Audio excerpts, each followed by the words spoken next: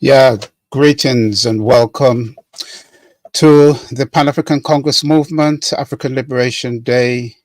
And this is the first session, which we're holding online. And then after this, the second session will be in Manchester on the 29th. So just before we actually start proceedings, I'd like now to go to Ndugwe Mani, who will be changing the vibrations for us. Ndugwe Mani? Yes, Hamdiambo Jama. So greetings, kindred, and all to the honored guests who are here, and to everybody watching around the world, and anybody who's watching this later. Welcome to Africa Liberation Day. So we're going to start with a ritual called Mabadiliko Yana Shati in Kiswahili, which means change of energy. So this is just that we start in the traditional African way, giving respect to all other traditions that exist, but but this is our way, one of the many expressions of that. So, uh, if we can all just wherever we are, if we can, kind of sit straight wherever you are, and our feet flat on the floor, and so our energy centers that along with our spine are in line, and I'll begin. I call upon the powers that assist us in manifesting our objectives. I also called upon our ancestors. And the first ancestors that we call upon are those in our direct bloodline. And Dugu Tahaka, if you would join me in this in order to represent all of us, if you could call upon your ancestors in your direct bloodline that you wish to be with us now. Okay, I call upon Iselin Rattigan. I call upon Louise Hines. I call upon Sylvester Rattigan. I call upon Alpheus White. And I call upon Ruth James. Dante, we are one, or Sisini Kita Kamoja, with those ancestors. And we call upon now those ancestors who we don't always know their names, but they have left us a tremendous legacy. Some of those names are like the Honorable Marcus Mazar Garvey, Amy Ashford Garvey, Omawale El Haj Malik El Shabazz, Betty Shabazz, Emperor Jean Jacques Dessalines of the Empire of Freedom, and Empress Felicite of 80 Empire of Freedom, Dedan Kamathi, Mukami Kamathi, and then those ancestors of the Mangamizi, and also those ancestors of those great civilizations. To name, there's too many, but to name just a few: Tarseti, Nubia, Kemet, Kush, Shangamana dynasty, Kuba, Mossi, Monomotapa, Zulu, and the Maroons of the Caribbean, North America, and South America. I also call upon those living that defend us and those ancestors yet to be born. And I call upon those first Africans of the Kwa, the Twa, the San, and the Hutu. And we end in the words of Kiswahili, that are words of manifestation and power. I'll translate it I'll say it first in Kiswahili and Kimetian and then translate it. Mapenzi ya wote ni mapenzi yetu. Hakuna mwanzo na hakuna mwisho. Naomba ufahamu wangu ya wote uendelee kukua. Nguvu zote kwa watu wetu. Anuk, Amen. The will of the all is our will. There is no beginning and there is no end. May my understanding of the all continue to grow. All power to our people. All I powers to am. our people. Amen. Asante sana, Jamal. Thanks very much, Jamal. Asante sana for that. Okay, I'd just like to welcome everybody again to Africa Liberation Day. This is the first session. And today we'll be looking at a situation in the Sahel region of Africa, primarily in the countries of Burkina Faso, Mali, Niger, and Senegal. And just to say, we're supposed to have two more guests coming in. I think they're having some technical difficulties. As soon as they arrive, I'll introduce them to the chat.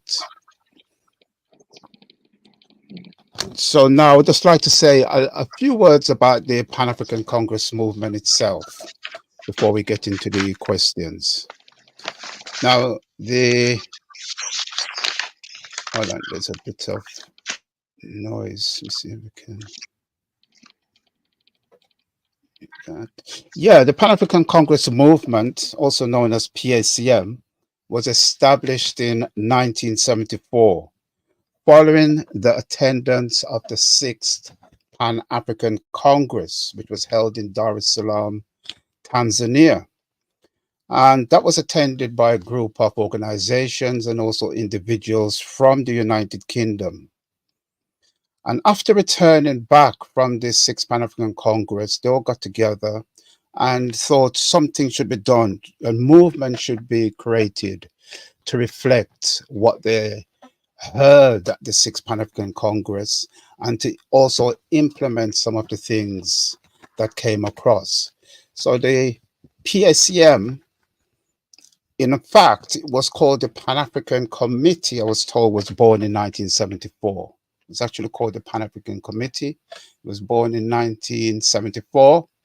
And then in 1977, from my memory serves me right, they became the Pan-African Congress movement. So since then, PACM has made LD, African Liberation Day, a focal point of its activities.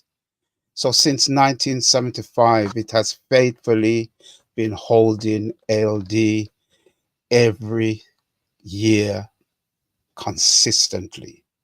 That's consistently without ever missing a year. Now, as you notice, we still say Africa Liberation Day. In other quarters, that has been now changed to Africa Day. So why do we persist with deliberation? We persist with deliberation for the simple reason that, in the opinion of the PACM, Africa is not yet truly liberated. We know most African countries are under a system of neocolonialism, which is not true liberation. So hence, until that situation is rectified, until the total overthrowing of neocolonialism, we will consistently and we will continue to use the term Africa Liberation Day, because that truly reflects the state that we find ourselves in as a race of people. Now, this year's theme for LD, or Africa Liberation Day, is the Grand African Renaissance. And the Grand African Renaissance is a theme that we have been used for the past 3 years. And the reason for that, because we know that Africa is there, but we need a true renaissance. Africa needs to rediscover itself in order to be truly independent. So the second day of Africa Liberation Day, or the second session after this online session, will be held in Manchester. Now, Manchester is very significant because it was in Manchester in 1945 that the 5th Pan-African Congress was held. And that particular Congress, arguably, can be argued that it was probably the most influential Pan-African Congress ever held. And why was the reason? The reason was the Second World War had just come to an end, and many agitators from various African countries was now pushing for independence. So in 1945 in Manchester, a coalition of Africans came together to hold a Congress. And at that Congress, there was a demand for independence. There was pivotal figures who attended that Congress, such as Kwame Nkrumah, such as Jomo Kenyatta, such as Amy Ashworth Garvey, and many, such as Julius Nyerere, and many others who went on to become leaders in their own right of African nations. Now, we would encourage people who would like to know more about the Pan-African Congress movement. We have here a YouTube channel that is full with a wealth of information. So we would really encourage people to go onto our channel, better still, subscribe to the YouTube channel. And on that channel, you will find a wealth of information about the history of the PSCM, many of the activities the PSCM has been involved in over the years. And you will also find ways that you can contact us if you'd like to liaise with us to find out more about the PSCM. So we'll encourage everybody to visit our YouTube channel. That's the first, spot to call. Visit our YouTube channel, see what we're about, see some of the things that we have put on, and then we can take it from there. Now, like I said, today, our esteemed panel, we have several people beyond the panel. We have here Brother Glenroy Watson from the Global African Congress. He's actually the Secretary of the Global African Congress. We have Dr. Chukwuneri in the background. I think he's having a little technical difficulty with the sound, but he'll be on soon. And greetings, brother. My sound is fine. I think it's when I use the camera, it lessens my it's cutting out. Yeah. So it's So okay, then keep it like that. Then that's no problem, because it's so Dr. Chukwuneri is here. Sure. And hopefully we'll be having Sister Afion soon, and also Sister Nana Salifu. Hopefully we have those coming through soon as well. And of course, there's myself, Brother Tahaka, Ndugwa Tahaka. I've been a long-standing member of the Pan-African Congress movement. And I can say the day I walked into an organization called the African Caribbean Self-Help Organization in Birmingham was the day really my life changed. And I would say changed immensely for the better, because it was through that organization that I discovered not only the whole ethos of Pan-Africanism, but I discovered the Pan-African Congress movement itself. And ever since then, I've been an active member. So what I like to do now is actually start getting into the program for the day, and looking at some of the points, especially in the Sahel region of Africa, because that's been in the news lately. We have seen what's happened in Mali, followed by Burkina Faso, followed by Niger, and then we saw a situation in Senegal when we saw the sheer will of the people, the refusal of the people to have their will broken. They stood up and they says no. And we can see the leaders that's in power now in the Senegal was actually liberated from jail. They were locked up, and the people themselves liberated them from jail, and they are now in power. So it just shows when the people speak and when the people are determined, there's nothing on earth that can stop it. So I hope that serves as an example to many other countries in Africa who people are struggling and suffering and want to find a way to make true progress. Look at the example of Senegal, and that's something for us to learn from. So I'd like to start with the first, looking at the first question I have here. and that's both to Brother Glenroy and Brother Chickenary. And I'd like to know, what are the main factors contributing to the ongoing instability in the Sahel region? What do you think are the main factors? I'll start with Brother Glenroy. Yep. Yes, greetings, everyone, and thanks very much Yeah, and just for before Brother inviting me. Glenroy, I forgot to say, before you start answering the question directly, could you just give a little background on yourself for those who are looking in and don't know Sure, much about you? sure. Thanks very much. As you said earlier on, I'm the secretary of the Global African Congress UK chapter. I'm sure many out there will know that we've not been without difficulties, so some of those are still here with us.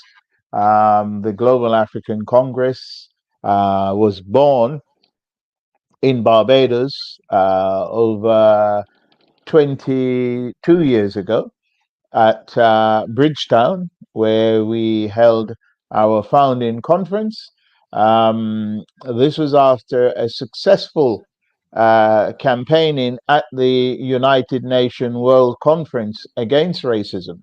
And it's interesting to note some of the machinations going on at the moment with America and Israel, because they walked out of the World Conference Against Racism because they didn't like the idea that African had insisted that enslavement of our people and neocolonialism and colonialism were to be discussed. They walked out. People might remember Colin Powell, one of the leading African in the US administration at the time, refused to come to the conference. It wasn't a case that he couldn't make it, or they said that he had other duties, which is what you could say with diplomats, but no, they said he refused to attend. Despite that, and people will know historically what happened in so-called September the 11th, which happened very soon after the World Conference Against Racism took place. I was still on the continent at the time. I was actually in Burkina Faso when that actually happened. So some challenges were put towards the Africans at the UN who agreed to hold a conference within a year. Just over a year, we held that conference and GAC was born. And my background is a trade unionist, so my attendance and my participation throughout has been to encourage African trade unionists here and in the UK and on the continent to be part of that struggle. So it's an ongoing struggle. It's not over by any means, and I very much endorse what you're saying about why we are not having an Africa Day. We're having an African Liberation Day. So I'll leave it there, Comrade. Okay. And Brother Chickenary, And could you do the same? Could you just give us a brief introduction on yourself and what you do? Yes, greetings. And, thank you for the invitation. And, it's my pleasure.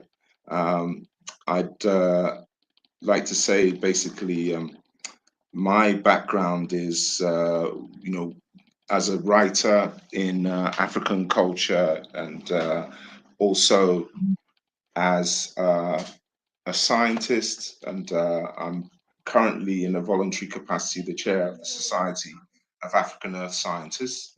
And in that role, we are committed to a kind of independent Africa where Africa is able to look after its own resources in terms of power, in terms of water, in terms of agricultural capability, and so on, to meet all African needs in those areas of water, power, clean energy, clean water, you know,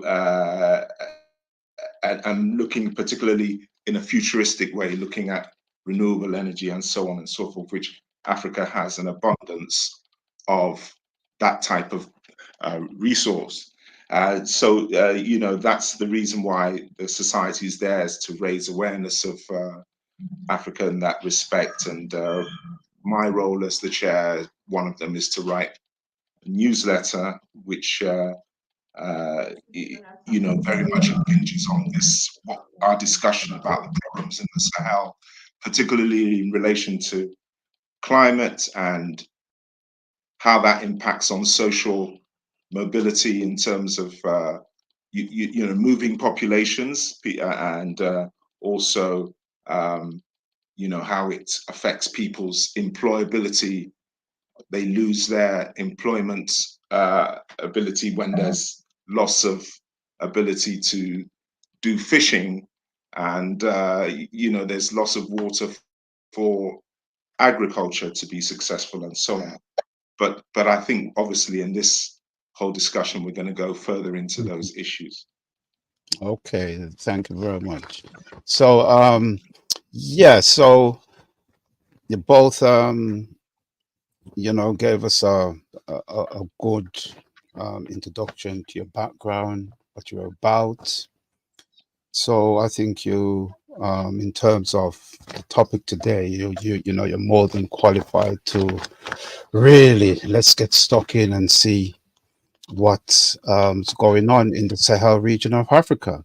So again, I'd like to ask, what do you think are some of the main factors? Because we have been told that region, especially the particular part of Africa, is very, very unstable, and it has been for many years. I mean, with Senegal excluded, because that's, you know, whether you, it depends how you define the Sahel. It could be in or it could be out, but it's integrally tied into the countries that's in it. But in terms of the sheer instability, it has been able to avoid some of that over the years, but especially countries like Mali, Burkina Faso, and Niger, we have seen incidents happen lately where it was necessary for the military to come in and take power.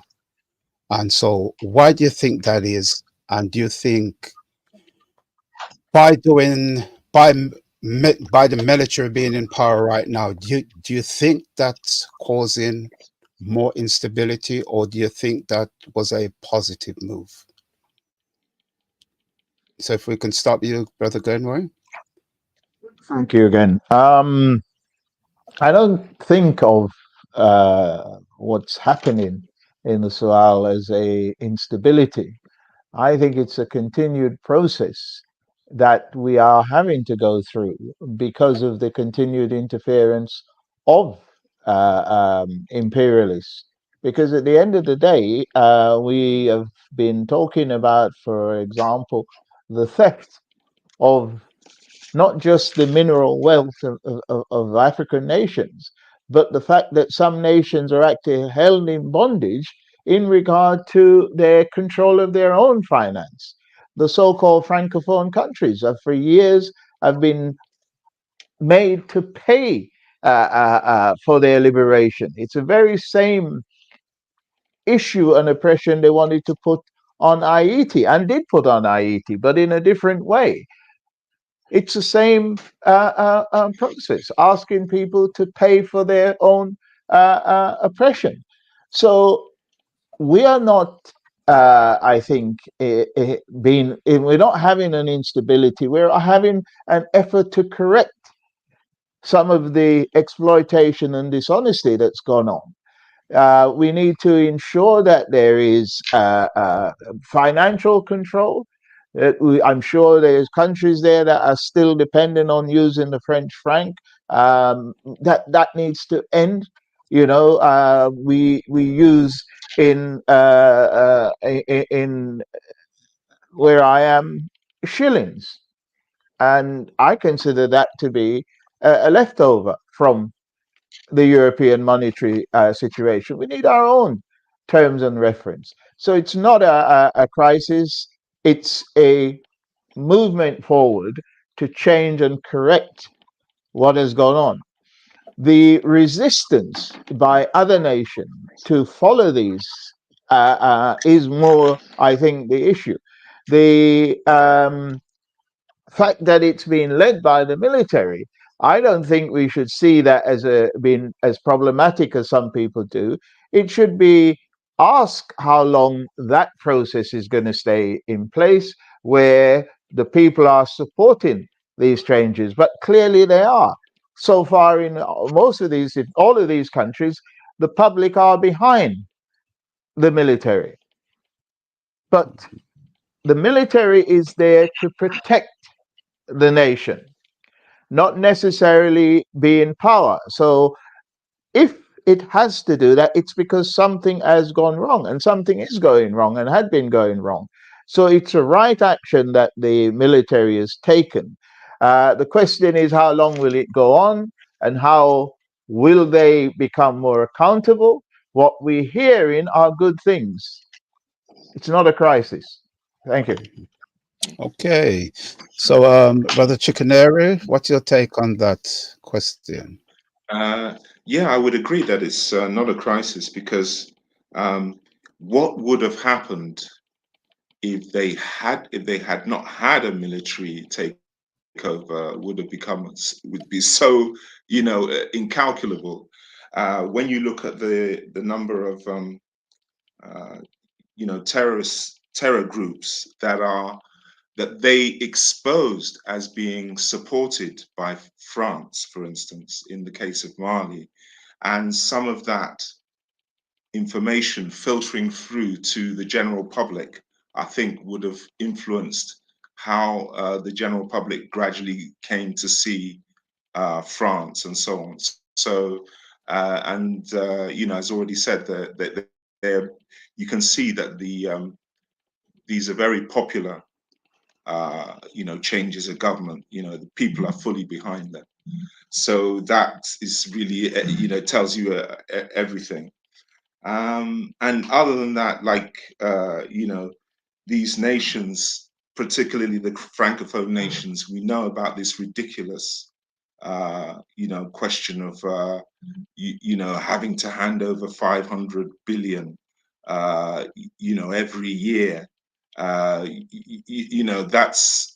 It's just something that we didn't appreciate before, and now that people are starting to appreciate that, and also we need to kind of talk more and more about that so that this filters down to the youth, because when you look at these countries, it's very much the youth that are empowering these movements for change.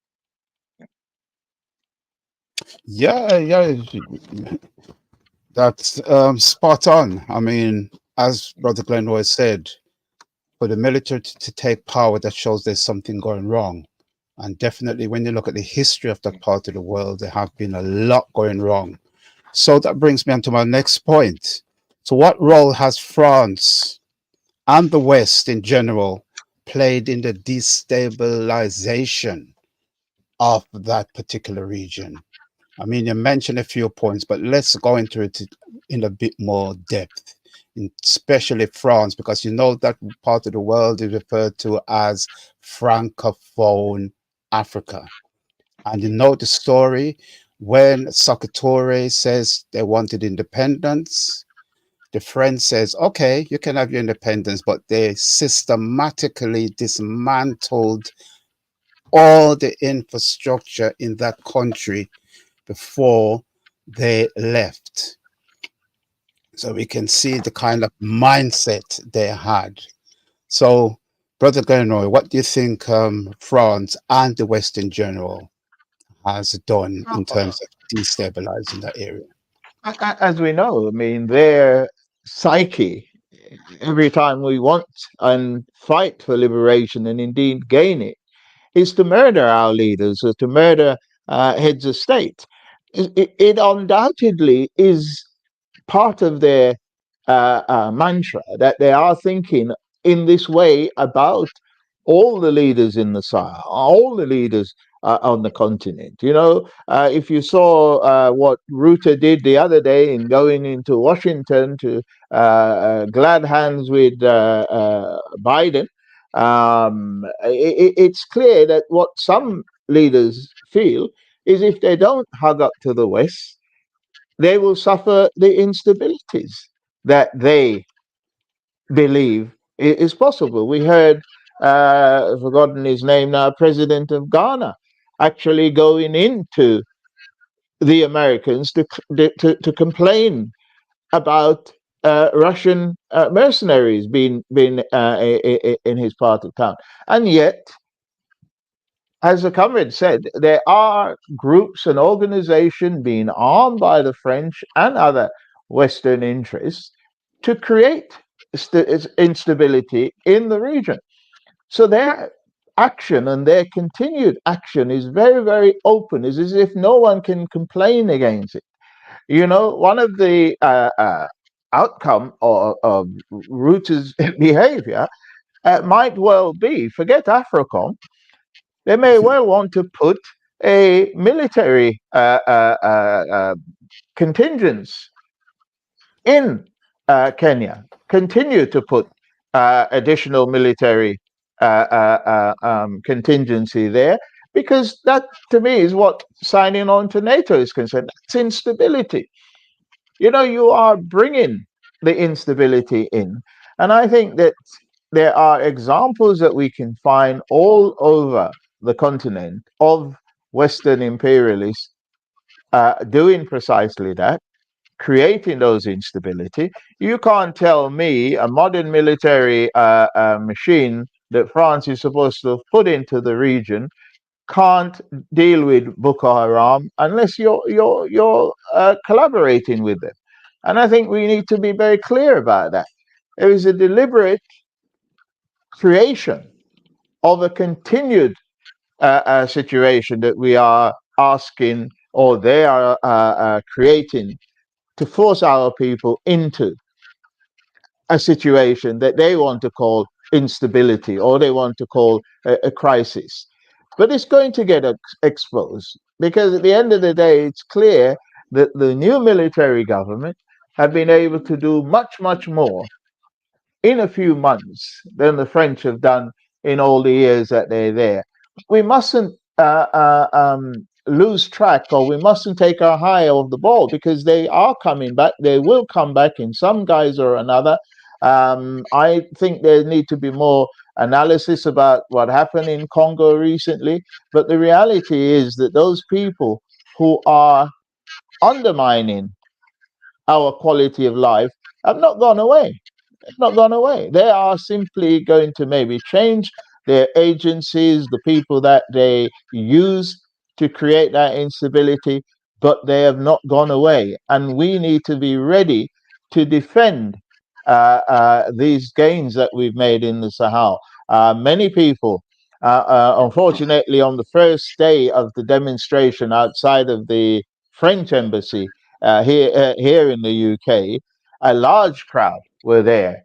But unfortunately, it peters off the following day, because we decided we were going to do once a week. Every, I think it was Thursday, we had a demonstration out there. But the crowd got smaller and smaller. It did peak back a little bit, I think. But the reality is that we need to know, and we need to be prepared right across the globe, wherever we are as African, and there are French and other imperialist agencies and embassies and what have you, to make our feelings known, you know, because they will continue. And there will continue to be that agent of fear among our people to try and drive us into their orbit, their pretense of democracy or freedom for people. Okay. Now, same to you, Dr. Chukwuneri. As we said, France, I think it's come to the attention and realization and acceptance of most people that over the years, rather than France has been an obstacle, it has regressed the progress so-called Francophone Africa. So what we saw happen in now that these countries are asking France to leave, do you think is justified? And what do you think about, say, Niger and Burkina Faso and these countries now inviting in the Russian via the Wagner Group? Do you think that's a positive move? Well, I mean, of course, we, by all means, we can deal with who we want, but we are ultimately independent, you know. But in terms of France, we can see that France has been a major destabilizing force in Africa from the from the beginning of the so-called independence in the 60s. The role that France has played in propping up, people like Mobutu and Emperor Bokassa, and assassinating, the president of Togo, the first president, Sylvester, and then so there's lots of cases where you can see that France has been one of the most destabilizing of those nations. But of course, we know they've all worked in concert to some degree. But something that illustrates France's the attitude of France is, even when you look at Niger, how poor that country is, that it hardly has electricity, yet France absolutely depends on Niger for uranium to run its electricity. So that's ridiculous. And since the coup, which was very popular, again, as we discussed, like the coup in Mali and so on, we've found that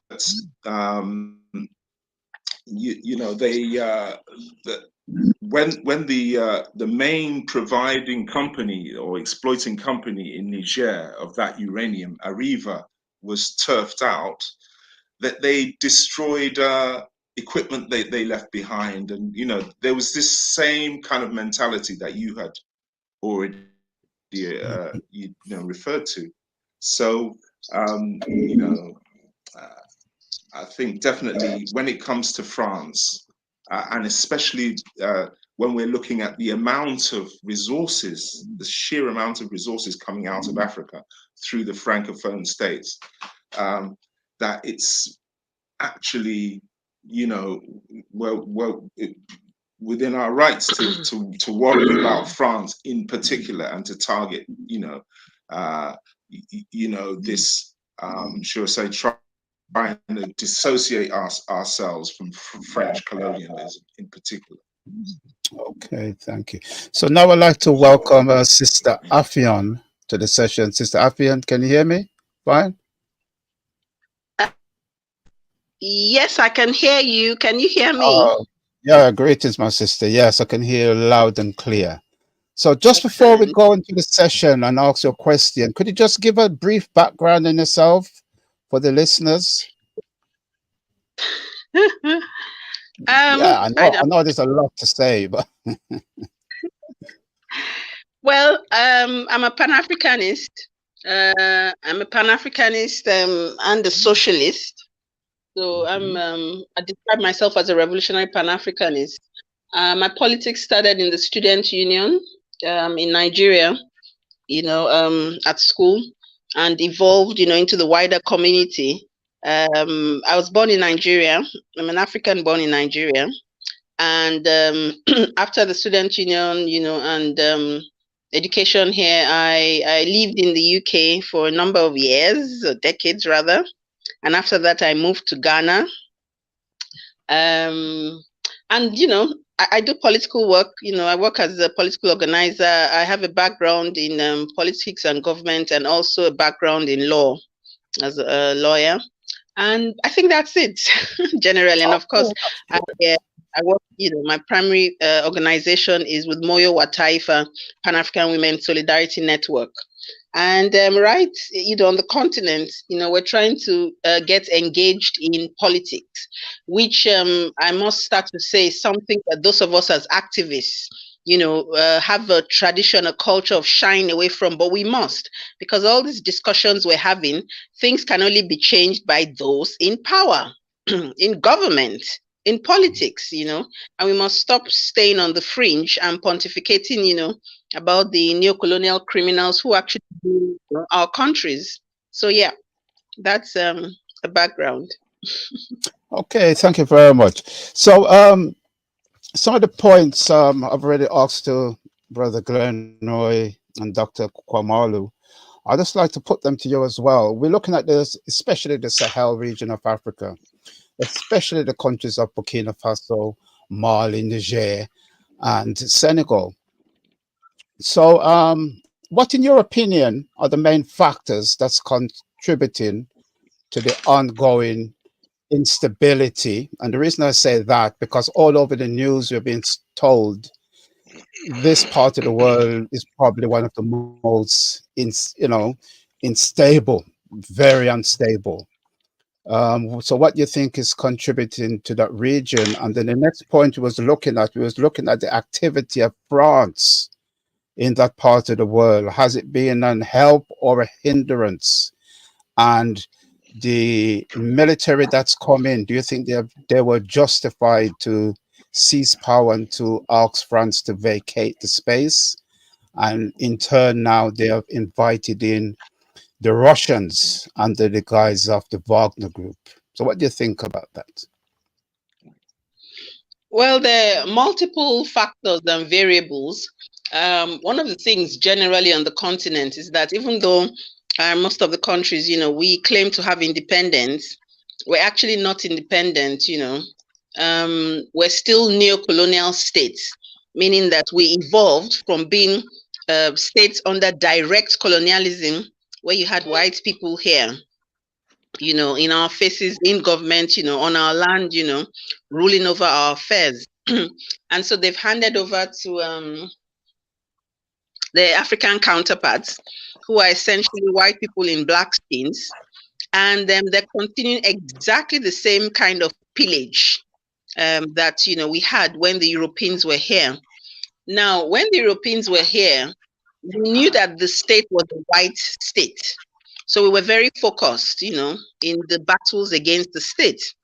But now the state is ruled by black people, so the feeling of so there's that confusion. But then the alienation remains that the state does not operate, on behalf of the people. But the point I'm making is that we're still under a form of colonialism. Now, in the French parts of the continent, where the French were in power, they never left. That's the difference. The British left and then gave us a very long leash, and utilized the concept of remote control. The French are so crude that they don't pretend at all. They're not pretentious at all. They're still on the scene. They're still in power. They're still, doing all the things they're doing with, of course, African connivance.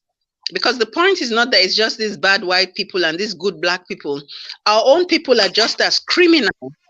Our own neo-colonial leadership here on the continent is just as criminal as the Western imperialists. And so this is the body you have on the people. Now, because the French, for example, are still on the continent, all the minerals, everything, the government, culture, resources, everything was still fully under their control. But they were able to successfully do that because they had, first of all, captured the minds completely of the Africans in the French, colonies. So the average African in the French colony aspires to be a Frenchman. That's the height of civilization. So, so that's one thing. That's how come they're still there, but they were still there. I mean, literally. Physically, in the shops, you're buying things from France direct, the only difference in the currency is still in, francs, so it's okay, the African francs, French francs, but everything was intact.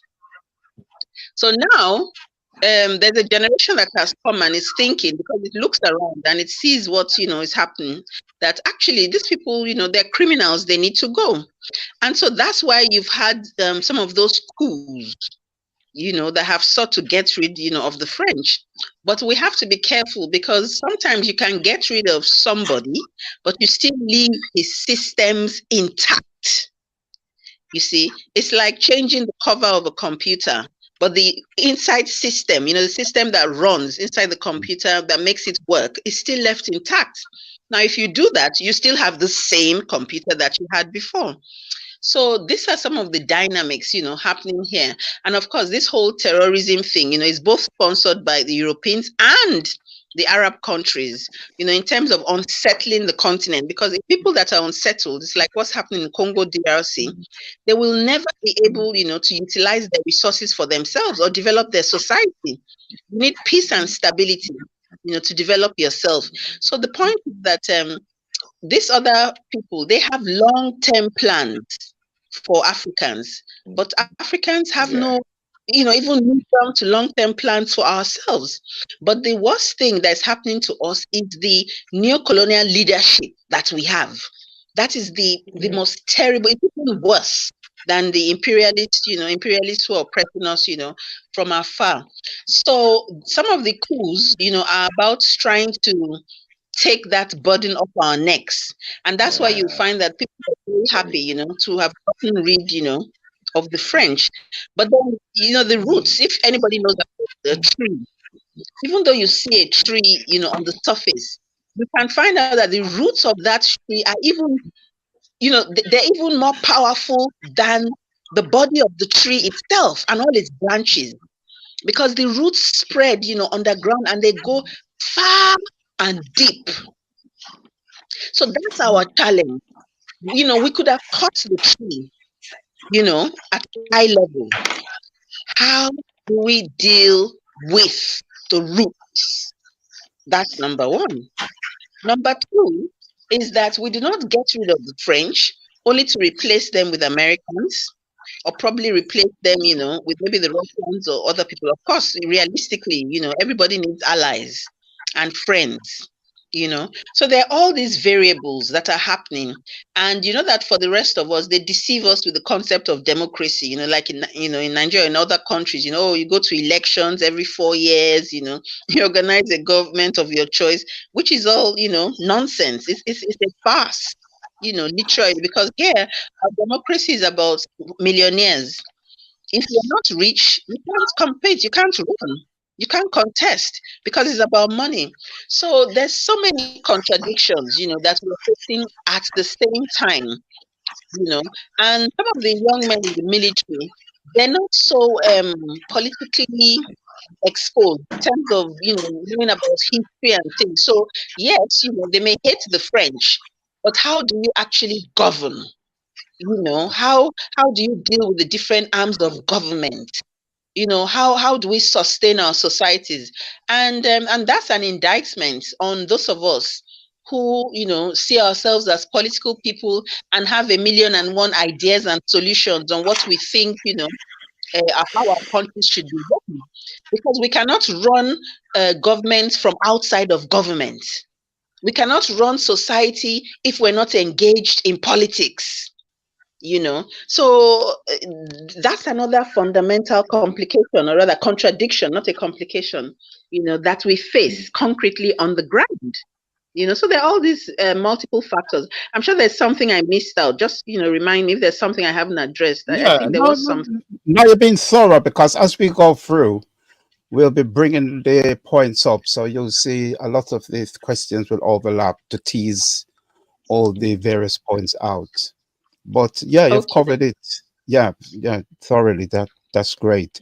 So I heard mention on a couple of occasions this extremist groups such as Boko Haram and so forth. So to what extent do you think then these groups are exploiting the vulnerabilities that's has manifested itself in the Sahel regions?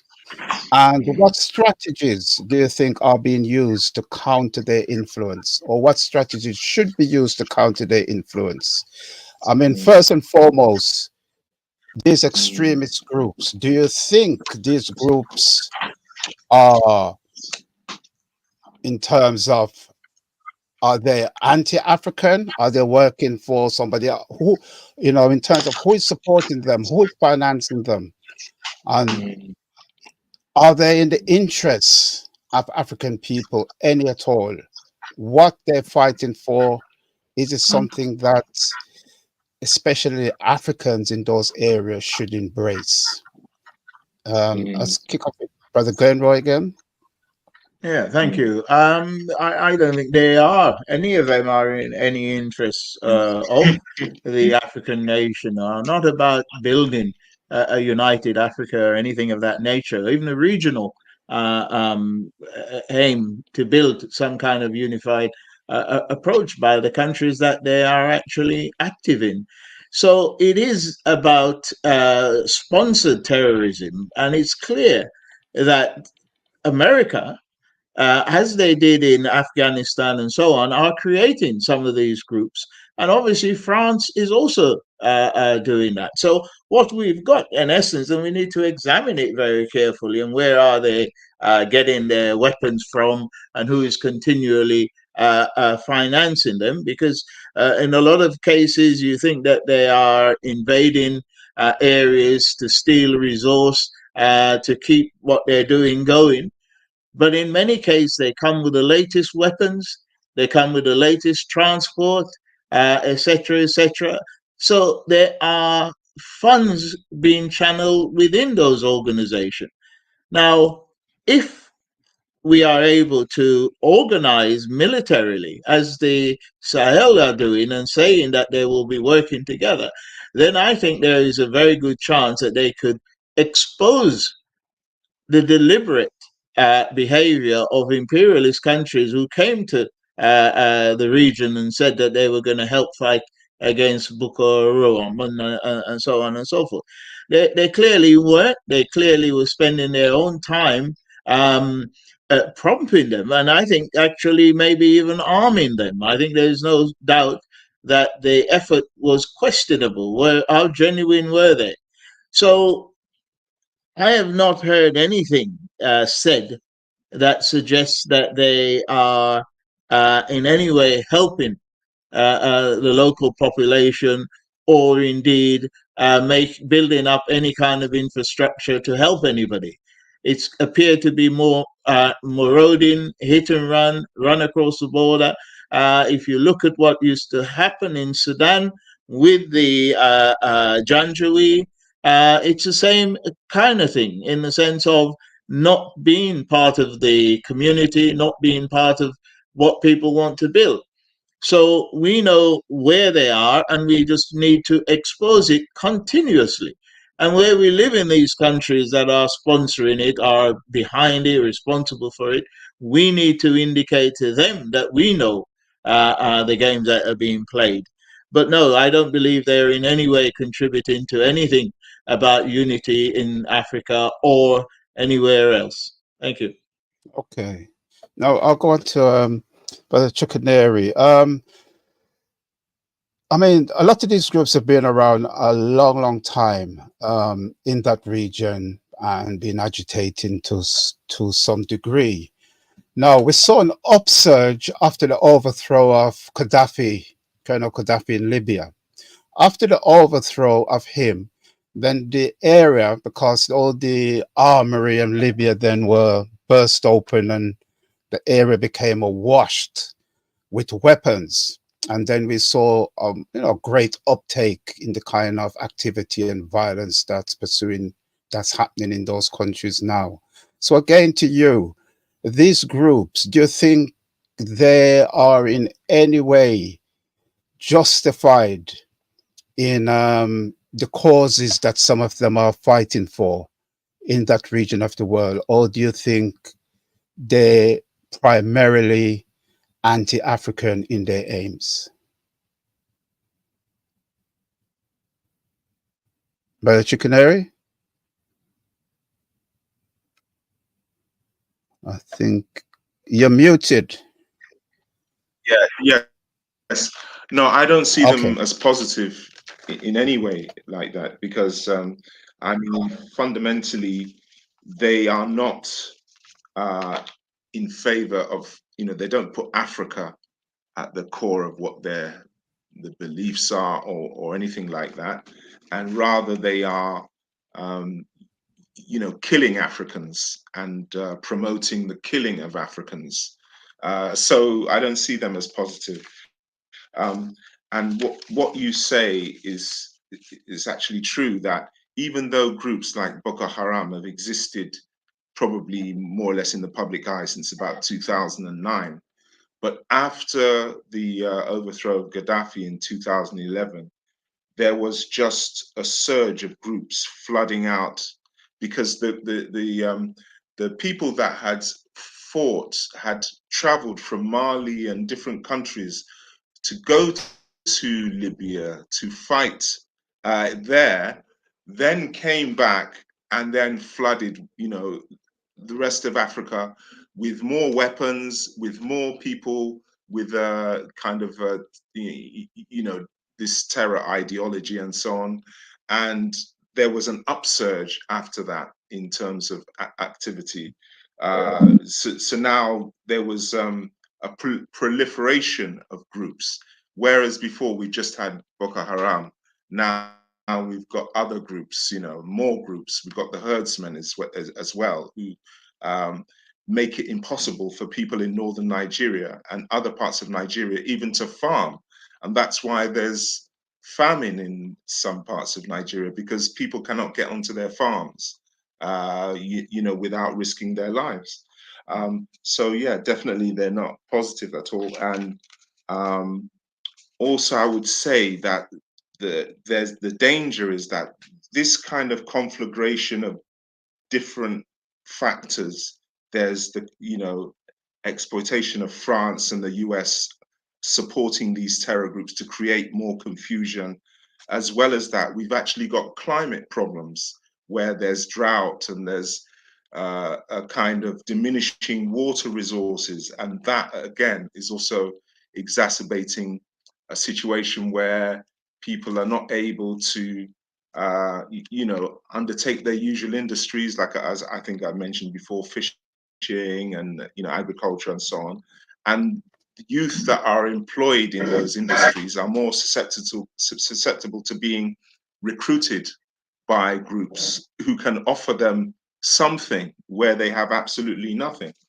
But the way what we can contest that is if we try to find some form of employment or engagement for youth. Generally, Africa has, one of the world's youngest populations. Something like 70% of Africans are under age, I don't know, 30 or something like that. 75% of Africans are under age 30. We should be putting a lot of our energy into how to engage youth and employ youth. And that is what's going to, tackle that. But we'll tackle many, many other problems if we focus on youth. Yeah, that's my take. Okay, yeah, that's great. So, Sister Afian, the same question to you. These various groups across the Sahel that, in a way, adding to the destabilization of the area. Now we find that, as Brother Chikineri just said, they become appealing to young people because they seem to be holding out some kind of, hope for young people. So hence, they're very successful in recruiting. How do you think that can best be combated? How do you think that can best be overcome or challenged? Well, first of all, by beginning to have different types of governments in our different countries, because if we have this backward neocolonialists in place, all the neocolonialists want is to secure their own personal selves and their groups in power.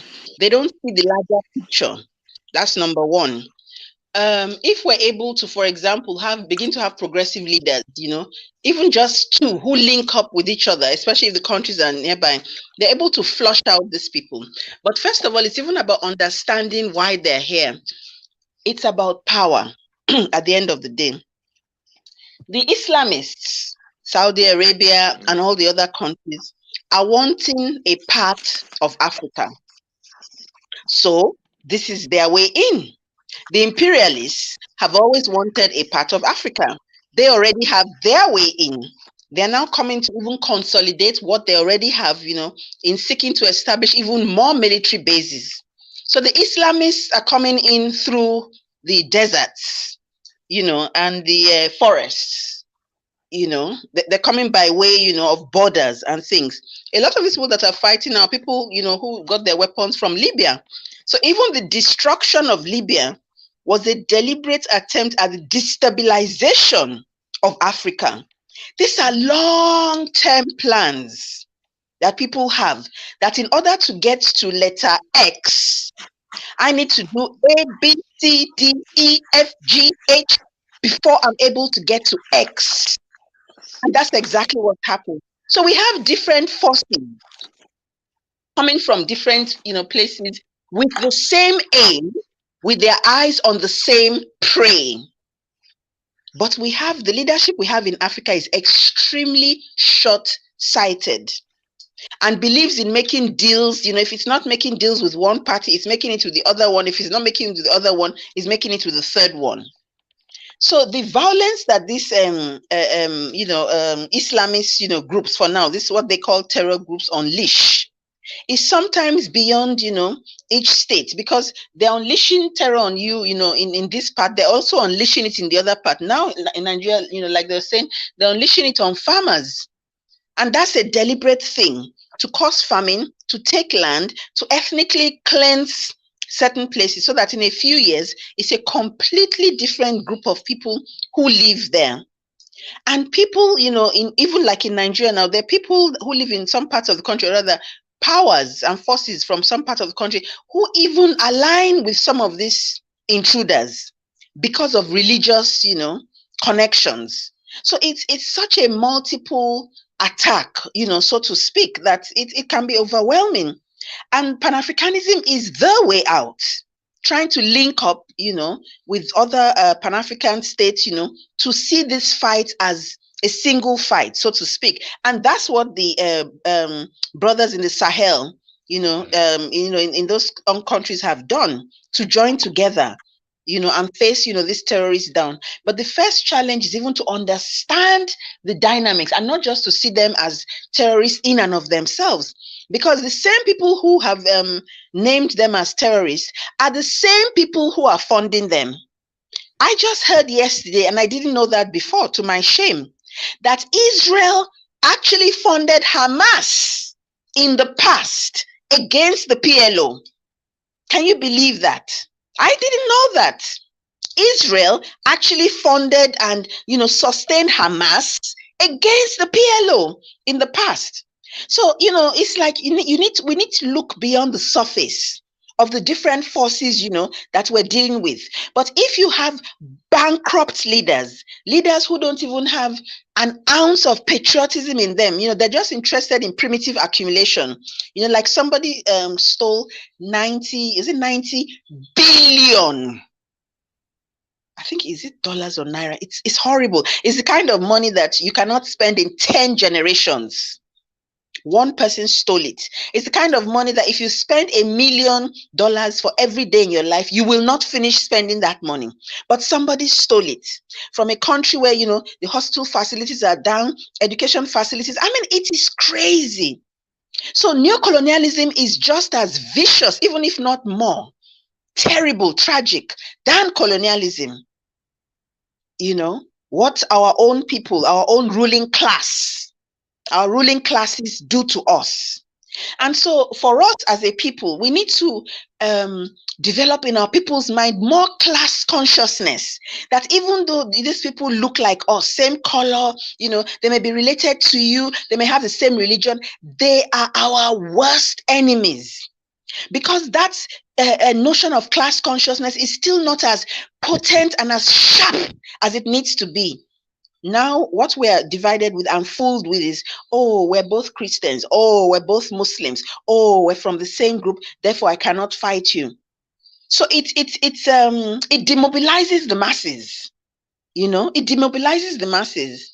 And of course, you saw the grassroots masses who are Muslims fight against the grassroots masses who are Christians, not knowing that they have the same common enemy. So in a way, it can be, if you are inside the neo-colony itself, it can be very overwhelming, because you have outside forces to deal with, and then you also have inside forces to deal with, and then you also have the lack of consciousness amongst the masses to also deal with, so I don't know. It's really complicated. That's true. So that brings me on to another point now, and it's been mentioned already, but I like to go a bit deeper into it, and that's the question of climate change, because we know that, especially in that region of the world, it's semi-desert, a lot of it, and we are told that as the climate change, Africa is a continent that's going to be the most impacted. Now, as a consequence of that, as part of the consequence of that, we are seeing at first hand the youths, the young generation, in their masses saying they need to get out of Africa and go to greener pastures to make a living. There's no future for them in Africa. First and foremost, one, do you believe in climate change itself? Do you think it's a thing? Because a lot of people say it's just hype. It's not real. Because if you look at the climate going back thousands of years, the climate has always changed. That's the argument. Two, climate change, if we think climate change is real, what do you think, what policies do you think some of the governments in those countries can put in place to help to combat that change in the climate, what's going on, and hence reduce the migration of the young people to places like Europe? And now we're seeing more and more going into America, and it's not as if they're getting there through the front door, they're going through the back door, which means a lot of them are losing their lives. So, Brother Glenroy. Yes, climate change is real. Climate changes. I mean, the globe, the whole planet regularly has variation in the climate. And we can't say that people have been monitoring it throughout its existence and then are able to plot this and plot that. But my first year in Zanzibar, I was there during the what is the rainy season, and local people tell me that it's never been as ferocious as it was this year. The amount of rain you were getting, etc., etc., and just across the border, obviously in Kenya, many people have lost their lives through flooding. Now, various areas around the place are normally subject to flooding. But the reality is that I think it's getting worse. But I think the globe has its means of adjusting itself and will correct itself. So I don't believe that it's completely going to destroy the climate or the environment. What should be considered is how we got here and how it is that it's becoming like this, because it is about Western activity. The countries that are suffering the climate change or the effects of climate change have not been the one that has been causing havoc within the planet. So that needs to be addressed. It's got to be what are they doing, because they are going to continue to reap the benefit of trying to disturb the global situation in regard to both harvesting, both planting, the kind of behavior about mining, strip mining, etc., etc. Because, as we've said, the neo-colonialist governments that we have want to get their bit of the pie. So they're not going to be cutting back of anything. They will continue to either farm it out or give it to third party the opportunity to rape the land continuously. So those are some of the things I think we need to actually look at. Yes, I think there is not much question about that. There is climate change. It's affected by human being and the way they behave and they're moving around and how they've been treating the planet. And it will. Nature will get its revenge. Nature will fight back. Nature will create the situation. It's not. It's wrong or weird that it's morally, as I said, the countries that are not the polluters are not the creator of the problem that are paying the heavier prices, ocean rises, etc., etc., and that obviously is going to affect a lot of the islands that African people live on. They're going to be on the forefront of it. But as I said, what we saw in East Africa was worrying. Was my first year there, so I have no comparison other than what I hear from people. But in the midst of that, and in the midst of some of the changes that are going on in the Sahel that we're talking about, it must have an impact of encouraging people to try and make what we have on the continent work. In other words, there hasn't been any statistics, as far as I'm aware of, in recent time, perhaps there were, as to whether the amount of people that, as you talked about, were, for example, in traveling to Libya in order to cross over into Europe. I don't know whether that is the same. We know the atrocities that were being committed, that our people were being enslaved in Libya, and it shows the forces that were reigned against Gaddafi, that they actually, have destroyed the country and have obviously imprisoned anyone not on their side that was in the country at the time. And that is something that's got to be corrected. But people who are migrating are finding different ways and different directions to get to Europe.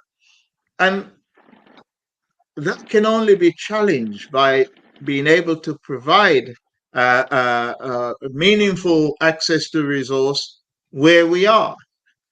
And unless governments are doing that, rather than, for me, doing some massaging of international affair, example by what Ruto was recently doing, I've not heard from the president of Kenya what action he was taking or intended to take about assisting and preventing further disaster if there's further flooding in next year's rainy season, So it is a question about, if you cannot make people in the country that you are president of feel that there is something worth working for, yes, they're going to continue to find ways to try and come to Europe and risk their life. And as you say, many are dying.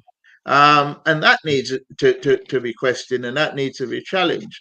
But as far as climate changes and climate, it does change. It has been changing, not only in a normal, natural way, but because of interference by people, by human beings, and the way they're treating the planet, destroying it and simply raping it for the goods that they can get now in short term. Okay. All right. I moved on now to Brother Chukwuneri. And just to say, I remember looking at a map, I think it was of the Senegambia area, and that was in the 1920s. And the whole of that area was forested. It was totally forested. And by, say, the 1970s, 80s, 90% of the forest had gone.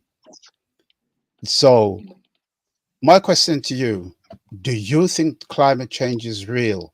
And what role do you think colonialism had in exacerbating climate change in especially that region of Africa?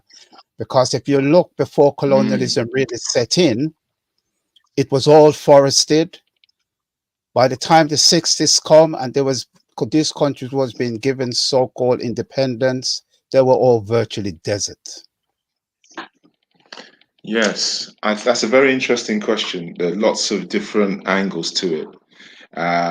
One of them is when you look at colonialism, you realize that colonialism imposed its own kind of value system on Africa, so that even in terms of our technology and our so on, these were suppressed, our indigenous ways of managing the land and so on. These were suppressed. And as a result, we have more kind of deforestation. Apart from the deforestation, the straightforward exploitation that goes about, there's also the question of how African farmers had a traditional way of farming where we rotated the crops. So after, say, 5 years, in order not to exhaust the soil, you would move where you cultivated to another plot, and so on. And so you rotate in this way so that the soil is allowed to regenerate, and the soil is therefore not depleted or exhausted. This is what you get with the industrial type of agriculture that was introduced by colonialism, where you have monocropping. You have one type of crop which is planted for, as a cash crop to be exported to Europe or wherever. And this kind of activity depleted the nutrients from the soil. It allowed the soil not to be protected for much of the year, because when you have monoculture, when you plant one crop, then once that crop is harvested, there's no cover for the soil. So all the rain and the wind and so on will lash away the nutrients out of the soil and erode the soil, and the soil becomes dead effectively. So a lot of soil in Africa is in bad condition because of that type of activity.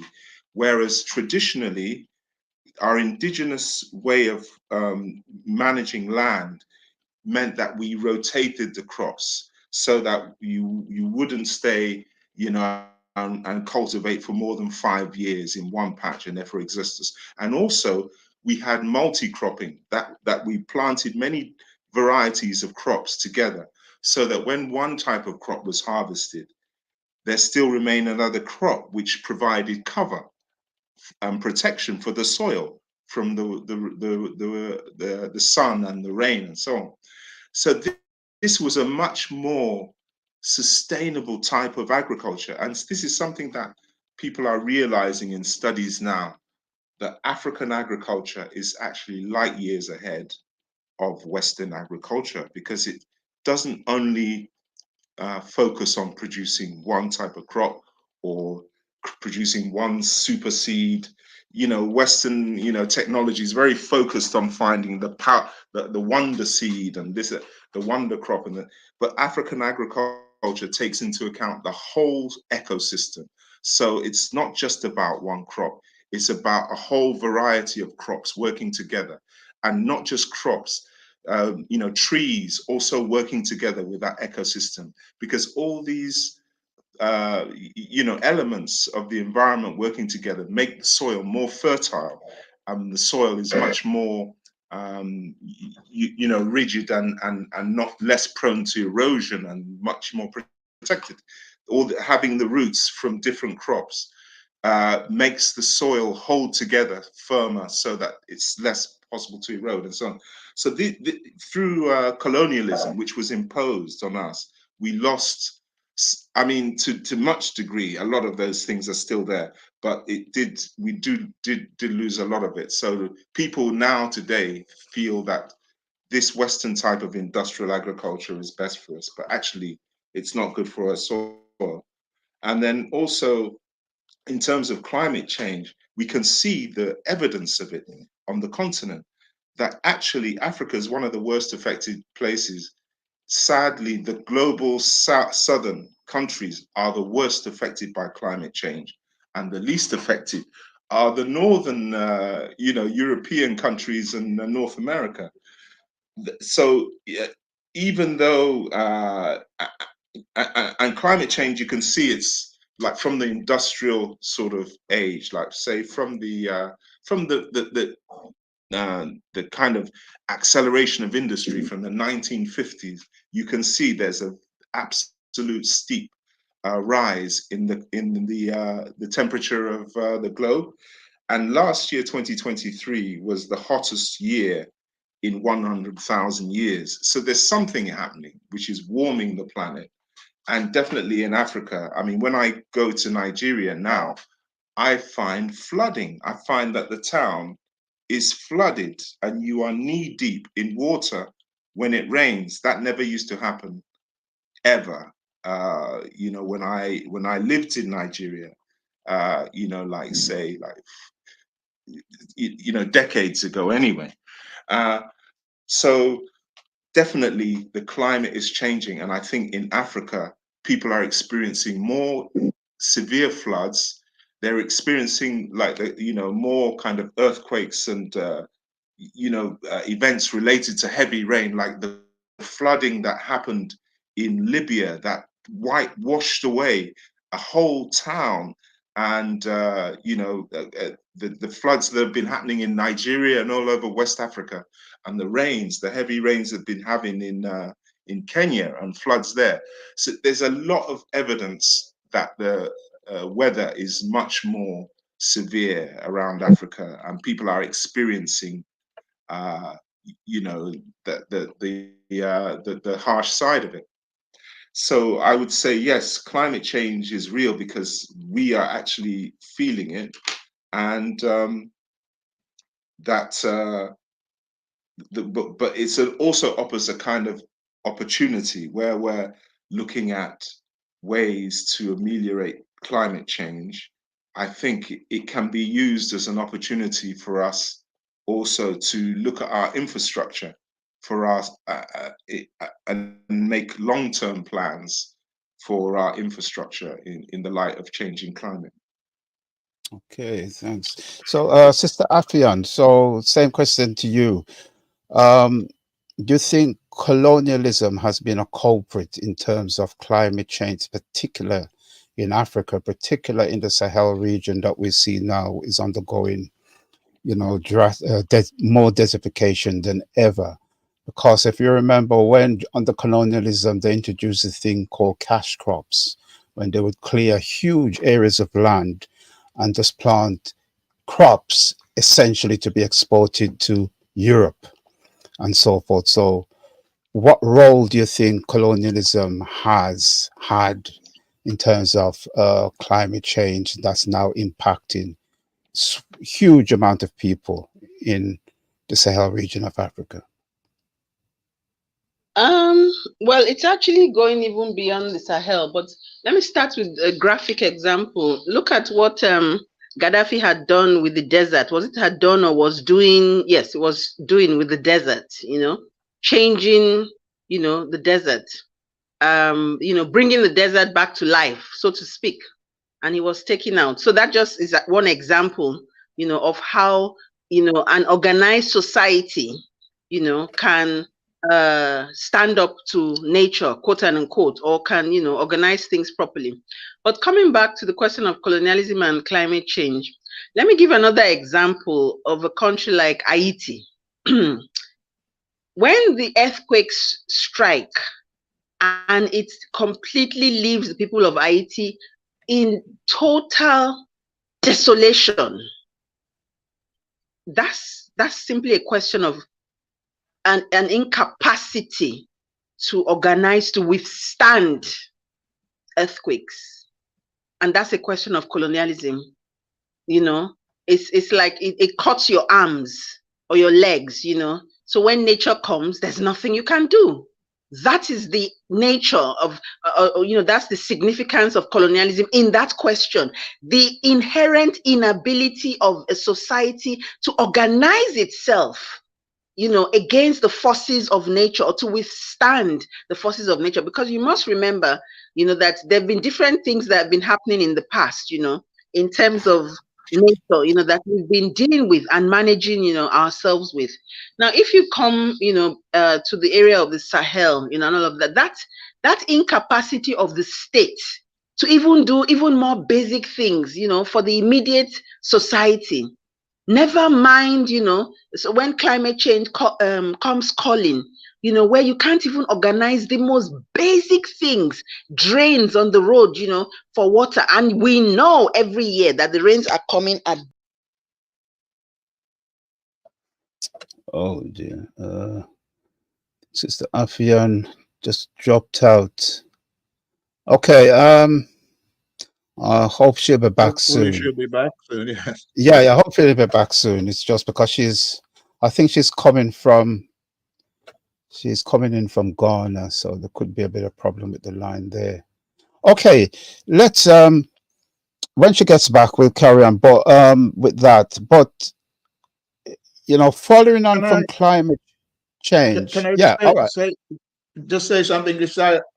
Because one of the things that some organization and activists are doing on the continent is a large tree planting exercise. We did some of that. I'm in coming on to the Kenya. question, Glenroy. You preempted Okay, me. all right. You Okay, preempted all right. me. I was going to say, yeah. Talking about climate change, Africans was looking at solutions how to combat this themselves, because, as been said, the West are just about destructions. Get as much out of area as they can, and that's it, and just deplete it. Or Sister Afian's back. Okay, Sister Afian. Yes. Oh yeah, you're back. Yeah, Yes. Just carry on where you left off then. Yes, I was just saying that that incapacity of a society, to even organize itself against very basic things like that, that's the essence of colonialism. That the society, still isn't able to be on its feet, for its own interest. So we have a lot of that, in the Sahel and all the neighboring countries, and some others. And just, the issue of climate change is really, at the end of the day, just having to organize yourself, to be able to deal with it. But when the capacity is inherent, it begs the question, and that's why we're where we are. The question of organization of society, capacity of society, to organize itself alongside, the forces of nature. So the things we had before, everything is degenerating. And that's it, really. We could discuss the environment as long as we want to. If there is no capacity, and now the only capacity that our government even want is to get funding from the imperialists, to do the most basic things in our societies. It's amazing. Societies that are filled with so much resources, like us, constantly go cap in hand to imperialists, to come and help us, even to build toilets, for God's sake. We want to get money, to do that. So it's just, it's just about colonialism, the incapacity of a given society, to do the most basic things for itself. That's what it comes down to. Okay. So, looking on now, so next question, what do you think of the much heralded Green Wall? I don't know if you've heard about it, the Green Wall that's supposed to run from Senegal right across the breadth of Africa and end up in somewhere like Eritrea or Djibouti, say. What do you think of that? One, do you think it's feasible? Two, what, in terms of government help, do you think should be put into such a project? And three, just to say, I had the opportunity while I was last in Senegal to be driving along and seeing, you can just see trees everywhere.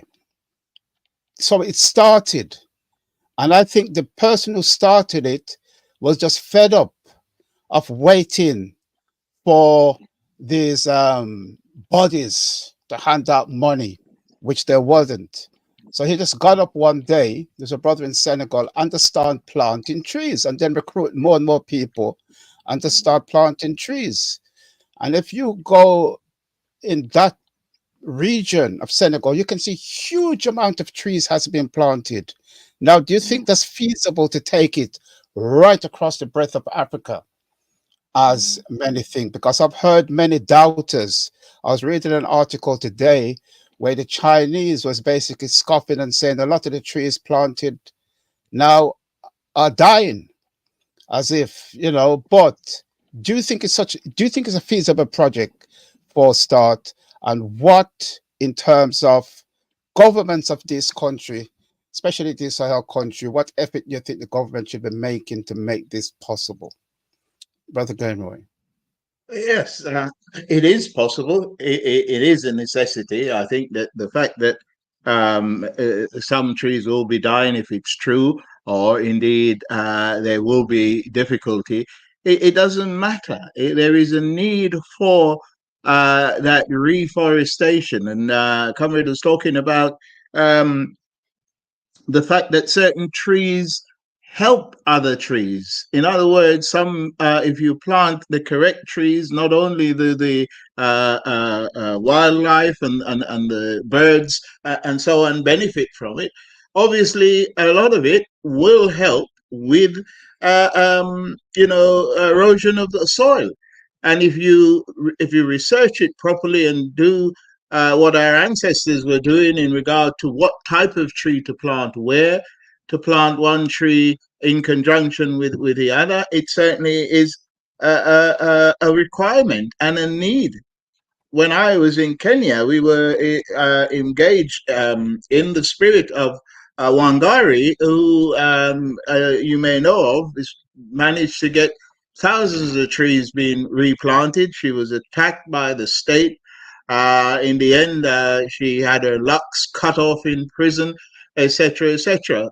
But she continued to fight around providing this activity, and it's one that I would commend to anybody. And it's not just an issue about organization getting together. Everyone can do that in your home, whatever community you're in, to encourage the planting of trees. I've always felt that, for example, fruit trees ought to be, you see these palm trees and all these other type of trees along the roadside and so on. Why not fruit trees? Why not trees that people can actually benefit from, So it is necessary to plant these, replant these trees, because as you rightly said, in many cases, the forestry was there. What we've got to do is make sure that we can continue to provide trees, planting trees, regenerating forestation, because the people of the world are fed by the oxygen that comes from these plants. It's a cycle that actually, if we don't continue to provide this resort, the ability to breathe will cease to exist. So for anyone to be criticizing and not helping with reclaiming the forest or replanting trees, you have to question what their intention. But as been said already, there isn't Western intention or interest in it. What they would prefer is that if we are using our land to feed them and plant only the things that they want. I saw a massive greenhouse when I came into flew into Kilimanjaro airport. Massive greenhouse, and I thought, wow, look, at least agriculture and food for local people being planted. It's only when I land that I realized it was greenhouse for flowers to send back to Europe.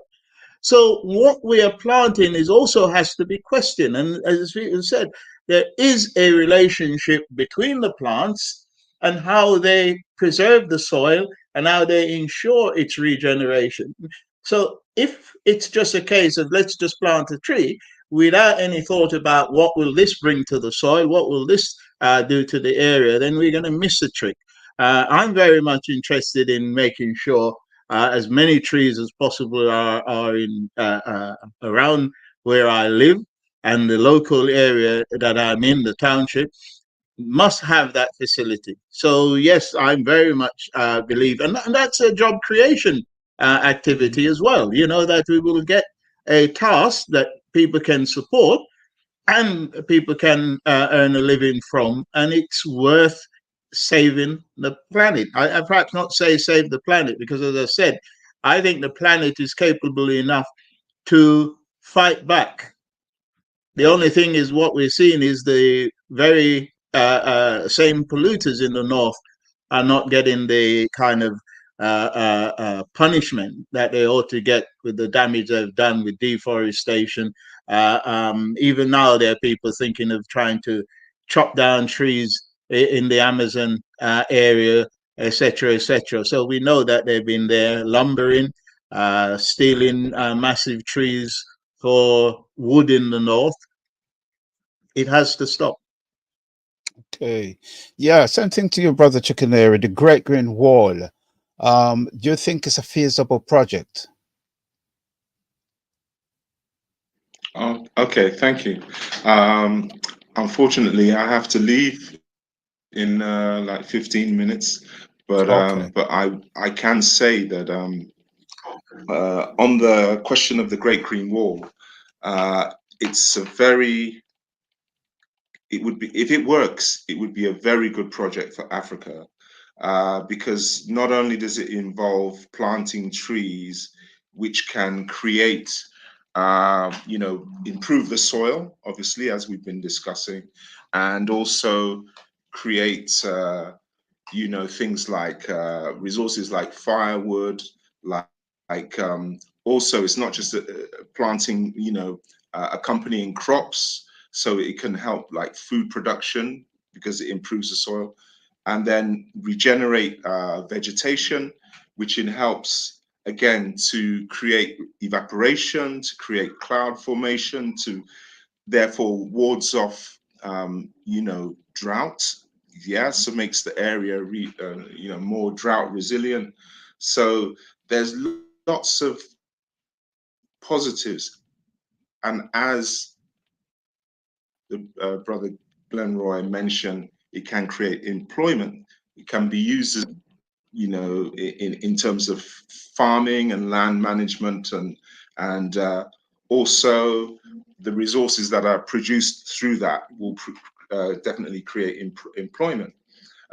However, the problem, as Sister Afieng has already noted, is this fifth column in the midst of us, where, you know, whatever amazing innovation or ideas there may be, there's this stumbling block to any progress in Africa, because we need people who have a vested interest in ensuring these projects happen for Africa and for the betterment of Africans.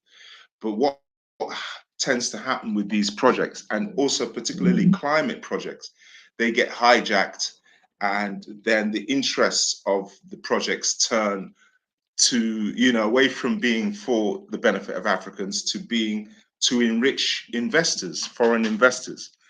And this is another problem with the Green Wall, that one of the things that people say about the Green Wall, although like the progress has been slow, it was adopted by the African Union in 2007 after you know, President Obasanjo, then of Nigeria, who was the president at that time, and Abdoulaye Wade, the former president of Senegal, you know, introduced the idea, which was adopted by the African Union. But in the 17 years or so since, only about 4% of the wall has been built. And there's been problems. And one of the problems is the African Union officials haven't given the wall the priority. And there hasn't been any kind of internally driven dynamic which wants to garner intra-African support for this project. Rather, it seems that the African Union are just waiting on foreign investment to come from outside. And the latest development has been President Macron of France chairing some kind of project they call the Green Wall Accelerator or something like that, which we're going to put like something like 14 billion. They want, that's the idea. Now the question about this 14 billion though is what type of projects will it, will those projects actually help to create a green wall which is in Africa's favor? At the moment, the leadership of the Green Wall seems a bit, it's not very strong, not very definite. Like we've mentioned, officials who seem not to have an interest and don't see it as a priority. There's no, kind of designated person who or team to look at the benefits of the Green Wall, what benefits economically, socially, whatever this can be for Africa, and how can we ensure that it's delivered? No, there's not that type of leadership. Rather, it's kind of left to chance. And what you find is that foreign NGOs and non-profits can just parachute in at any point, and and then make a name for themselves and gain donations for their cause and so on. Maybe in this accidental way, the Green Wall might get built, but I don't know what kind of Green Wall would it be. Would it be in Africa's interest? Could it be exploited? Like the whole exploitative question of carbon credits, where companies in the West are allowed to pollute as much as they like, but then they can buy carbon credits where they plant trees in Africa and they're able to write off their pollution. That kind of corruption happens.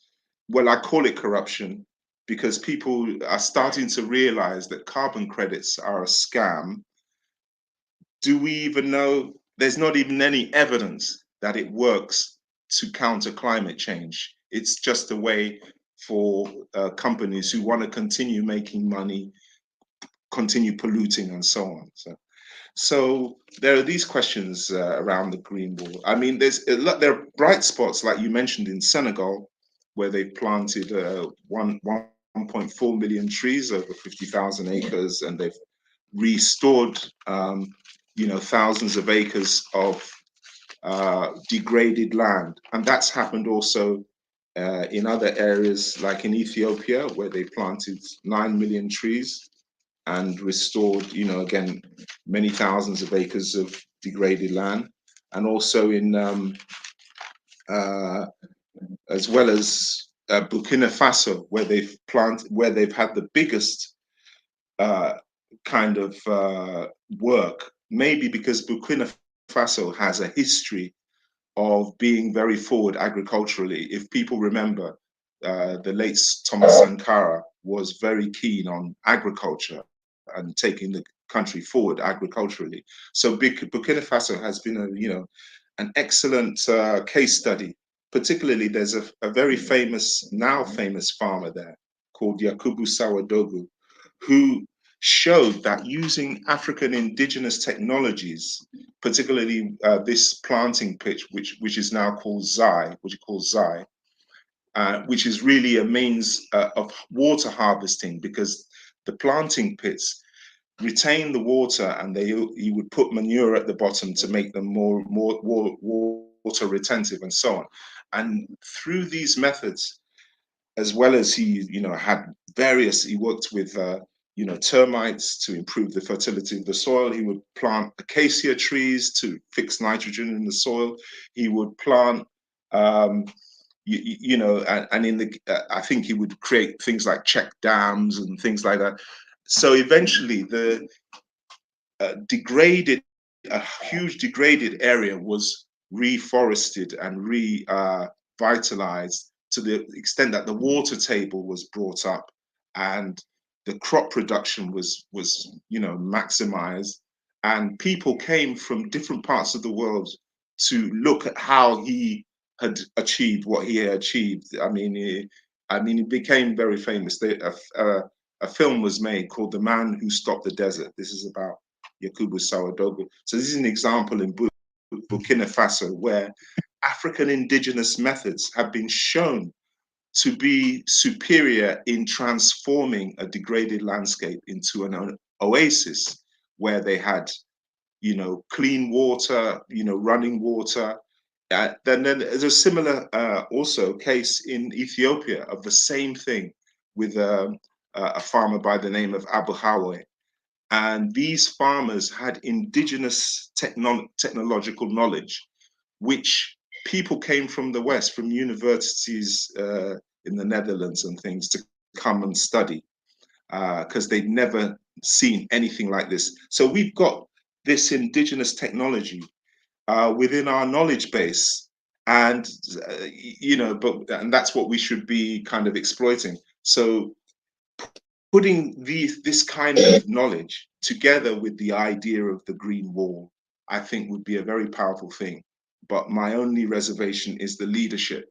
The African Union is very much hijacked in terms of colonialism, and so like even recently, the chair invited Israel to be, an observer of the African Union, for instance. That's a measure of the kind of mentality that we have within the African Union.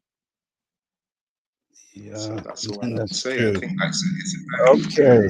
laudable idea, but we have to do a lot. We'd have to do a lot of.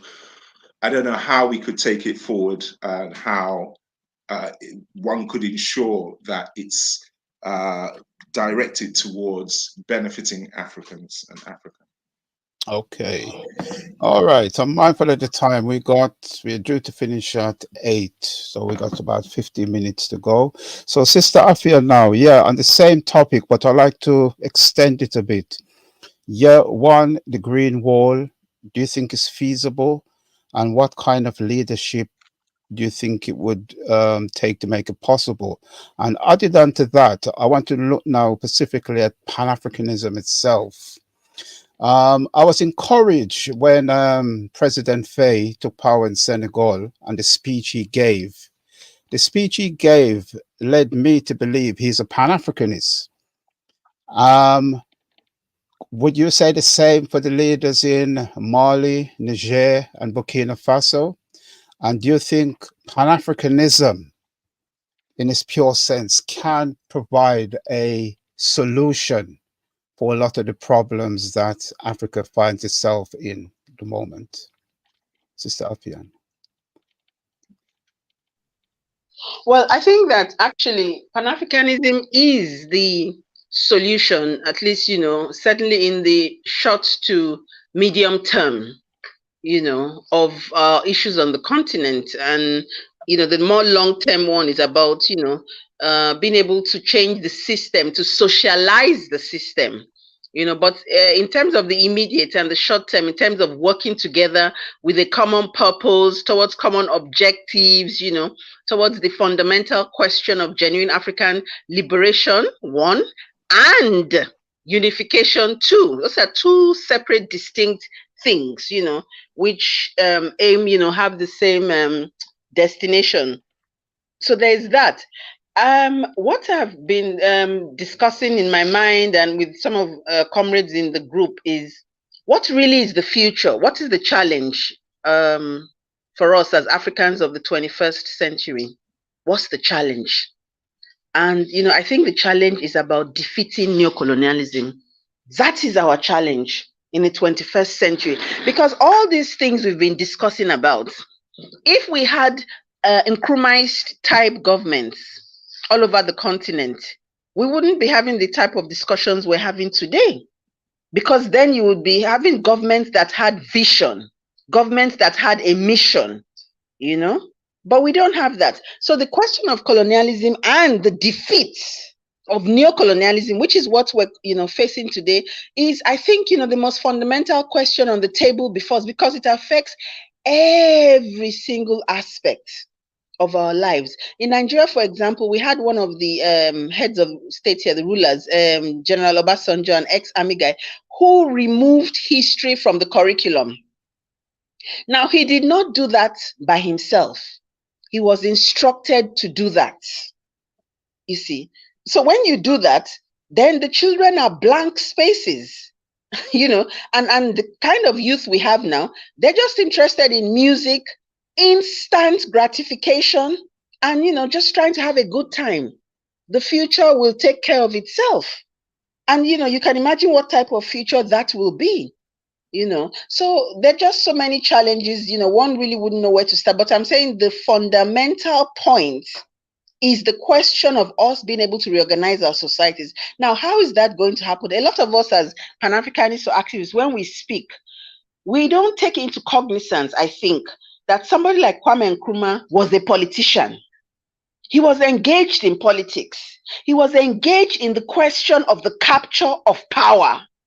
He didn't just have these discussions, long, wonderful, brilliant, extensive discussions that we have, and even like we are having now. The question for him was also a question of power, because we can have wonderful ideas. And by the way, there are people in Africa that have the most wonderful ideas on the face of the earth, but no power of implementation, because the criminals who are in power have no intention of nation building. So it begs the whole question of why you and I are even having this discussion today. You know, and the comrades on the panel, the brothers on the panel, to what purpose? We've been having it since the days of Marcus Garvey. To what purpose? Garvey was another person who was very clear about the question of organizing for power. But a lot of us have left the question of power off the table. We've left it for the dregs of our society. The very worst set of people in our society are those who actually have the power. And those of us who think we have the better ideas are seated, you know, on the corner, pontificating from the outside to the inside, you know, making demands of these people who have no intention to do anything to move our societies forward. So I'm saying that apart from having this type of discussions, we have to begin to readdress in very concrete ways of the question of organizing for power. How do we go about that again in this 21st century? Because we had the Lumumbas, we had the Nkrumahs, we had the Toures, you know, from what's it called? Guinea. We had Cabral. We had who else? We had I've mentioned Lumumba. We had what's his name from Mozambique? You know, the first president. Or Michel. Michel, Samora Michel. Yes. All these our freedom fighters were engaged in organizing for power. We're engaged in politics. We're engaged in liberation. Now, these young men that have taken over, you know, in the Sahel, you know, with the coups, they're able to do that because there's a vacuum, because progressive forces have refused to actually, you know, go and engage for power. So they've gone to engage for power how best they know, with the gun, with the coup, you know. So, but obviously that's not the best of things, because if they themselves are not conscious and they only have the gun, you know, Sankara says, you know, they are no more than criminals. A person with a gun with no consciousness is a criminal, you know. And but luckily, you know, the consciousness is developing, and, you know, like the one in Burkina Faso, I think he's the most conscious, you know, of them. But, you know, it's to rule a nation, you know, it's not a tea party, so to speak. There's so many forces, you know, involved, and he's a young person. So I'm saying all this to say that even we, you and I, we must take this question on, about the question of organizing for power, with a sense of urgency, and not externalize it in the sense of, oh, we hope it will happen. We had better start to make it happen. Even those in the diaspora are able to invest, you know, in the continent for that to happen, and vice versa, wherever. Nkrumah invested in every African struggle all over the world because he was clear about the question of power, you see. So anyway, that would be my own take, you know, on this issue, that we need to begin to redirect our mind, so to speak, after we have all this long analysis, extensive and deep analysis. What about the issue of organizing for power? That's fundamental. That's the bottom line.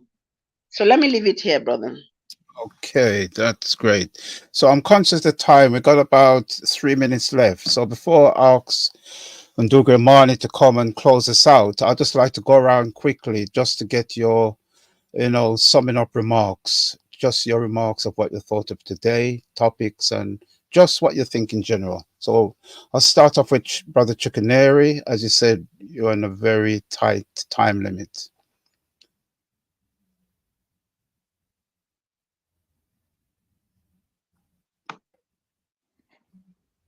Oh yeah, thank you.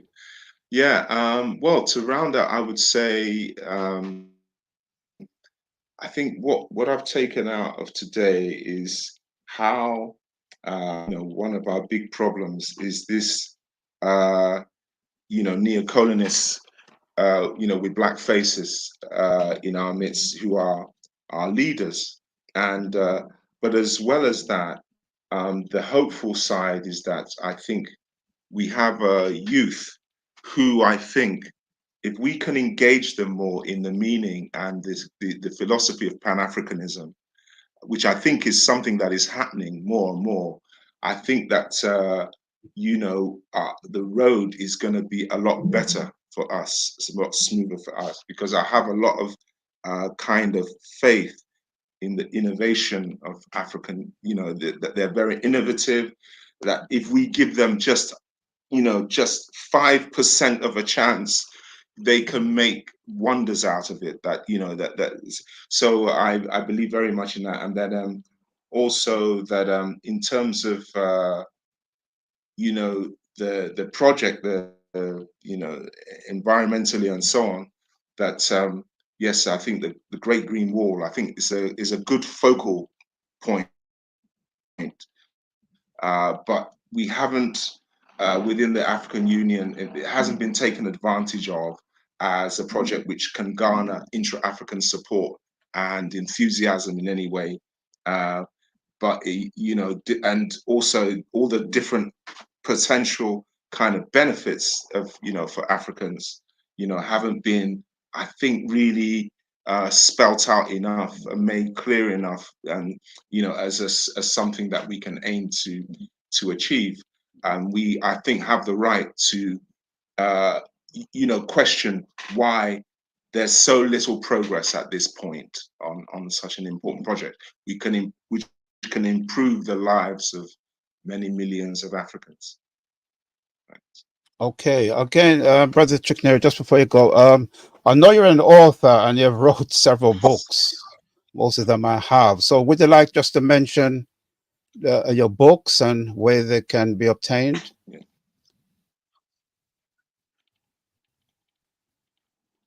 Oh, okay. Yeah. What do you mean to mention my books that I've written? Yeah, and how people can obtain them. Okay, yeah, sure. Well, the books can be obtained by orissapress.blogspot.com, and Orissa is spelled ORISA.blogspot.com. So from there you can get a link to Lulu, which sell the book, but you can go through orissapress.blogspot.com, and there you can buy, you can get hold of any books that are written by me. Okay, that's brilliant. So, Brother Glenroy, your final summing up remarks. Thank you. I think the thing that I will take away from this is the fact that it is a move forward, and one what's happening in the Sahel is a move forward, and one we must defend. How we defend it and what the outcome is, we need more discussion around that, because we have seen military governments before, what they don't always transfer into civilian government, for want of a better word. I'm not sure that's a correct term, but continue the struggle. And the question about their politics, what are their motivation? What is the intention? It's clear that what was there was so bad that we had to have this change. But we mustn't take it for granted. I think that questions should be asked. Where will it lead? Where will it go? How will power be brought back into the hands of the people? Burkina Faso, if the reports are correct, is spending a large sum of money on agriculture with tractors and plows and so on and so forth. So the idea of empowering the people is clearly up front. I don't know if these are tractors from Russia or Eastern Europe in general, or in fact, these were things that were ordered and obtained from the West. I hope not, because it would be a shame to give that money back to them. The things that's happening in Niger, for instance, with the electricity, they're now trying to improve the amount of electricity available to ordinary people. As you said, France stole all the uranium for pittance, and the country had less than 30%, I think, electrification. So this African Liberation Day, should remind ourselves there is still much more work to do in regard to our African liberation. So that's a reminder for me, and I will hope to see you in Manchester on Monday. Okay. And finally, Sister Afion, any summing up remarks? Just a question, that today the symbolism of African Liberation Day for me means that there's so much work still outstanding. The works that our freedom fighters began, gave their lives for, had their lives snatched from them, from the same enemies that oppress us today. And we, need to advance that work on the road to liberation and unification. And that these are two things we must take with extreme seriousness on even the most minute levels, if we can manage them. Because imagine, like, we had before, just even two African countries coming together and saying, we're going to start to operate in unison. That's so powerful. So, some of us need to really, revive those ideas and attempt, reattempt that practice as we go forward, to the, rest of the 21st century and even beyond. The outstanding issue of African liberation and African unification. And of course, by Africa, we mean global Africa, not just continental Africa. Thank you. That's right. Yeah, thank you very much for that. So, just before I bring Ndugu Mani to close this out, I'd just like to remind everybody of the second day of African Liberation Day, which will be held in Manchester, Monday the 27th at the West Indian Centre, 74 Carmore Road. So please, you're welcome to come. So try and make it up to Manchester if you can, and where we will be having another day of thought-provoking discussions, workshops, and the key speaker would be Brother Kiroy Walker. So again, you're all invited to African Liberation Day in Manchester. So at this point, I'd like to invite Ndugu Mani in to close us out for this particular session. Yes, Santeni Sana to the whole panel and to all the family watching and who will be watching later. And so we'll begin with a ritual, the Mabadili Koyana Nishati, ritual of changing energy, and we'll continue that energy and that very positive energy that we had of this deep analysis for this question. And as the esteemed panel has said, the work that has yet to be done, but also giving thanks for the powers and the all and the powers and the ancestors for the work that has happened and for the developments that we are seeing, and for us to be able to come together, even, especially now internationally, to reason with each other and to encourage each other and to start to look at how we can plan and work together. So if you wish to take part, please do. There's no aspect of coercion in African spirituality, as we know. So if you wish to take part, please do. If you don't, that's absolutely fine. But what we're going to do is we're just going to sit straight wherever we are, so that the 7 energy centers that are in line with our spine are in line, which the English Kush called the chakra. And we're going to focus upon the words of power and manifestation that I'm going to use. Very powerful words. When we call upon the all and the powers and the ancestors, these are not forces outside of us, they are us. And we're calling on to the divine power. And so sometimes when we see things happen, that's not just because of the genius and intellect and bravery of us, where the ancestors are moving. And sometimes we have to support that, and sometimes we just have to get out of the way and let them work. So I'll say it in Kiswahili, and then I'll translate. We can focus upon these words, and if you're taking part, then truly focus upon what we're saying. Mapenzi ya wote ni mapenzi yetu, hakuna mwanzo na hakuna mwisho. Naomba ufahamu wangu ya wote uendelee kukua. Nguvu zote kwa watu wetu. Anuk, amen. The will of the all is our will. There is no beginning and there is no end. May my understanding of the all continue to grow. All power to our people. I am. Amen. Asante sana, Jamal. Asante. Yeah, Asante sana, brother in Ndugwe, and a big thank you for Sister Afian, Brother Glenroy, and Brother Chikaneri.